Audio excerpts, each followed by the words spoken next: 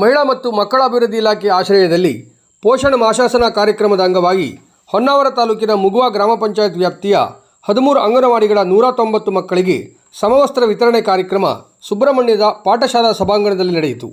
ಕಾರ್ಯಕ್ರಮ ಉದ್ಘಾಟಿಸಿದ ಮುಗುವ ಗ್ರಾಮ ಪಂಚಾಯತ್ ಅಧ್ಯಕ್ಷ ಐವಿ ನಾಯ್ಕ್ ಮಾತನಾಡಿ, ನಮ್ಮ ಸುತ್ತಮುತ್ತಲಿನ ಪರಿಸರದಲ್ಲಿ ಸಿಗುವ ಪೌಷ್ಟಿಕಾಂಶದ ಆಹಾರ ಸೇವಿಸಬೇಕು.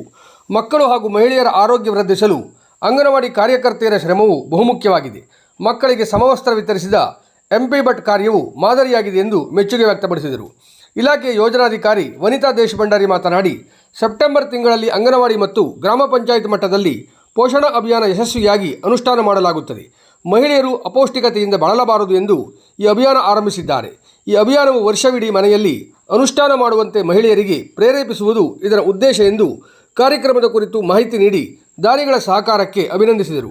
ಆರೋಗ್ಯ ಇಲಾಖೆ ಸಿಬ್ಬಂದಿ ಚಿದಾನಂದ್ ಮಾತನಾಡಿ, ಬಾಲ್ಯದಲ್ಲಿರುವಾಗ ಉತ್ತಮ ಆಹಾರ ಸೇವಿಸುವ ನಾವೆಲ್ಲರೂ ದೊಡ್ಡವರಾದಂತೆ ಕಳಪೆ ಗುಣಮಟ್ಟದ ಆಹಾರ ಸೇವಿಸಿ ಆರೋಗ್ಯ ಹಾಳು ಮಾಡಿಕೊಳ್ಳುತ್ತಿದ್ದೇವೆ. ಈ ಬಗ್ಗೆ ಜಾಗೃತಿ ಮೂಡಿಸಲು ಸರ್ಕಾರ ಕಾರ್ಯಕ್ರಮ ಆಯೋಜಿಸುತ್ತಿದ್ದು, ಉತ್ತಮ ಆಹಾರ ಸೇವಿಸುವ ಮೂಲಕ ಅನಾರೋಗ್ಯ ಉಂಟಾಗದಂತೆ ನೋಡಿಕೊಳ್ಳಬೇಕು ಎಂದರು. ಸಮವಸ್ತ್ರ ವಿತರಿಸಿದ ದಾನಿಗಳಾದ ಮಂಜುನಾಥ್ ಭಟ್ ಮಾತನಾಡಿ, ನನ್ನಿಂದಾಗುವ ಚಿಕ್ಕ ಸಹಾಯ ಮಾಡಿದ್ದು ನಿಮ್ಮ ಪ್ರೀತಿ ನೋಡಿದಾಗ ಇನ್ನೂ ಹೆಚ್ಚಿನ ರೀತಿಯಲ್ಲಿ ಸಹಕಾರ ನೀಡಲು ಇದು ಪ್ರೇರಣೆಯಾಗುತ್ತದೆ ಎಂದರು.